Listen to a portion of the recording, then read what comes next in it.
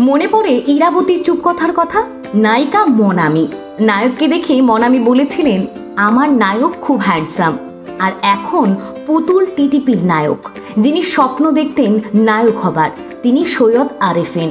বয়সে বড়দের থেকেও প্রেমের প্রস্তাব পেয়েছেন। অভিনেতা সিক্রেটটা কি? আরেফিনের মনের মানুষকে অভিনয়ের জন্য পালিয়েছিলেন বাড়ি থেকে। স্ট্রাগলটা কতটা কঠিন ছিল, কিভাবেই বা হলেন সবার পছন্দের নায়ক?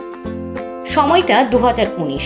এক সাক্ষাৎকারে অভিনেতা বলেছিলেন, হিরো হওয়ার যে যে গুণগুলো দরকার তার মধ্যে সব আছে।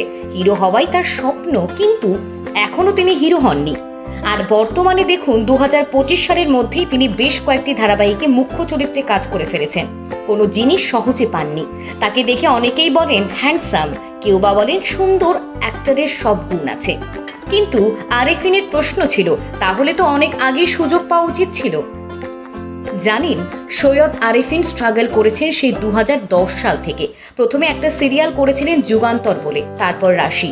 তবে নায়ক হিসেবে প্রথম সিরিয়াল ইরাবতীর চুপকথা।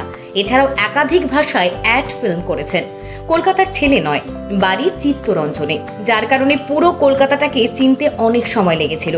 বাড়ি থেকে পাননি ফিনান্সিয়াল কিংবা মেন্টাল সাপোর্ট। বাবা কখনোই চাননি ছেলে অভিনয় করুক। পরিবারের প্রায় সবাই লয়ার। বাড়ির সবার ইচ্ছে ছিল ছেলেও সেই পথেই যাবে।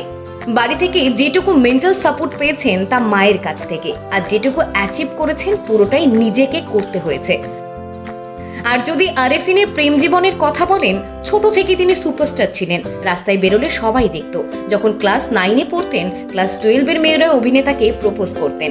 যদিও হিরো হওয়ার পর এগুলো নতুন মনে হয় না। ক্লাস 12-এর পরে বাড়ি থেকে পালান অভিনেতা। অভিনয়ের জন্যই পালিয়েছিলেন। স্ট্রাগল শুরু করেছিলেন মাত্র 150 টাকা দিয়ে, আর শেষ হয়েছিল 700 টাকায়। ঝুলিতে রয়েছে খেলাঘর, যোগমায়া, তুতের মতো সাকসেসফুল কাজ। বাস্তবে অভিনেতা বিবাহিত। কয়েক বছর আগে তানিয়া মুখার্জির সঙ্গে গোপনে বিয়ে করেছেন। এখন অভিনেতা অন স্ক্রিনে জুটি বেঁধেছেন খেয়ালি মণ্ডলের সাথে। পর্দায় আরেফিনের সাথে কোন নায়িকার জুটি আপনার সব থেকে প্রিয়? আপনার মতামত কমেন্টে জানাতে ভুলবেন না।